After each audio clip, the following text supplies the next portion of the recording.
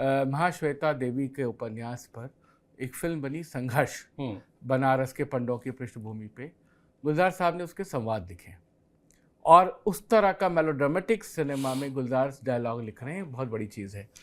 तो एच.एस. रेवल की फिल्म थी और एच.एस. रेवल अपने दौर के बहुत महत्वपूर्ण फिल्मकार जिन्होंने मेरे महबूब और महबूब की मेहंदी जैसी महान फिल्में बनाई। तो संघर्ष के दौर का जो एक मज़ेदार दो मज़ेदार किस्से सुनाते हैं। उसमें बड़े बड़े लोग थे, संजीव कुमार, दिलीप कुमार, बलराज साहनी, वैजंती माला।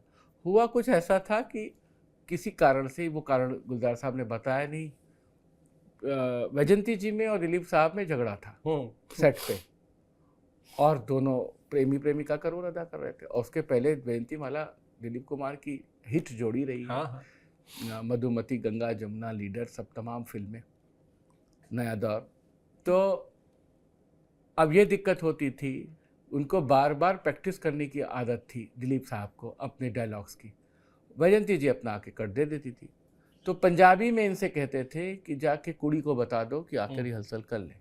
तो जो मैसेज ये कन्वे करते थे दिलीप कुमार, वो वैजंती माला को कह देते थे। जो वैजंती माला अपनी नाराज़गी, खुशी जाहिर करती थी, वो दिलीप साहब को कह दी जाती थी।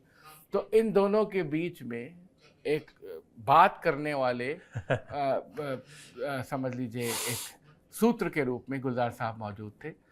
और बहुत अच्छा, और उन्होंने कहा कि उसमें लड़ाई झगड़े के सीन थे, दो खानदानों का दुश्मनी थी। तो जब भी संजीव कुमार, बलराज साहनी या दिलीप कुमार के साथ कोई सीन करते थे और उसमें ऊंची आवाज़ में कोई डायलॉग है या उनको नफ़रत में कुछ बात कहनी है, तो सीन कट होने के बाद जाके पैर छूते थे संजीव कुमार कि आप इतने सीनियर कलाकार हैं, मैं इस ज़बान में बात कर रहा हूँ। तो बोले अरे तो सिनेमा है। बोले वो है, लेकिन आप लोग स्कूल ऑफ थॉट हो, मैं वही जूनियर हूँ। तो गुलजार साहब ने कहा मुझे बहुत पसंद आया कि क्या एक तरीका संजीव कुमार ने अपनाया।